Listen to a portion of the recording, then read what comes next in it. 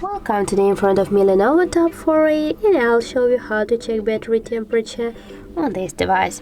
So first you should go to the Play Store, and here in the search pool type the Ampere.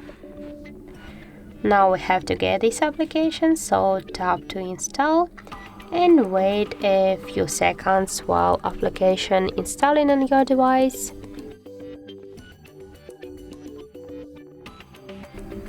Now just tap to open the app. Here click yes, I agree, pick close, and here on the left down corner tap to OK.